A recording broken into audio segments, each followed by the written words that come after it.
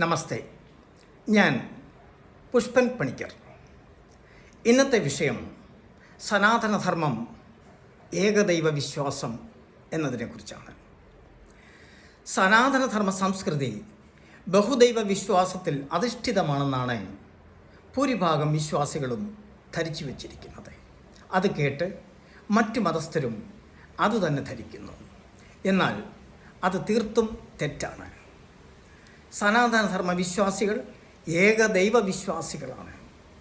ലോകത്തിലെ ആദ്യത്തെ വേദഗ്രന്ഥമായ ഋഗ്വേദത്തിൽ 8-ാം മണ്ഡലത്തിൽ 1-ാമത്തെ അധ്യായത്തിൽ 1-ാമത്തെ സൂക്തത്തിൽ പറയുന്നത് ഏകം സദ്വിഭ്ര ബഹുധാ വദന്തി.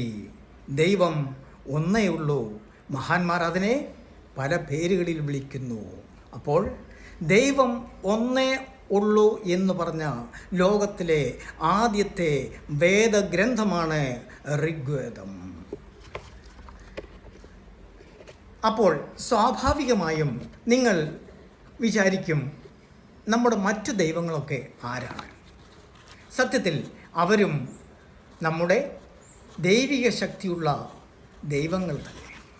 ദൈവം ദൈവിക കർമ്മങ്ങൾ അനുഷ്ഠിക്കാൻ ദൈവിക ശക്തി കൊടുത്ത് ദൈവം നിയോഗിച്ചിട്ടുള്ള ദൈവത്തിൻ്റെ പല ഭാവങ്ങളാണ്, പല രൂപങ്ങളാണ് അവർ. ഉദാഹരണത്തിന് സൃഷ്ടിസ്ഥിതി സംഹാരം ബ്രഹ്മാവിഷ്ണു മഹേശ്വരിലേക്ക് കൽപ്പിക്കപ്പെട്ടിരിക്കുന്നു. ധനം ലക്ഷ്മി ദേവിക്കും വിദ്യ സരസ്വതി ദേവിക്കും വിഘ്നങ്ങൾ അകറ്റാൻ വിഘ്നേശ്വരിലേക്കും കൽപ്പിക്കുന്നു. അപ്പോൾ നമ്മുടെ ദേവീദേവന്മാരെ ഓരോ കർമ്മങ്ങൾ അനുഷ്ഠിക്കാൻ വേണ്ടിയാണ് നിയോഗിക്കപ്പെട്ടിരിക്കുന്നത്.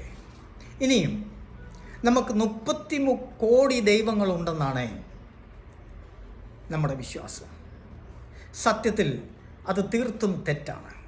നമുക്ക് 33 കോടി ദൈവങ്ങളാണുള്ളത്. കോടി എന്ന് പറഞ്ഞാൽ തരത്തിലുള്ള ദൈവങ്ങൾ.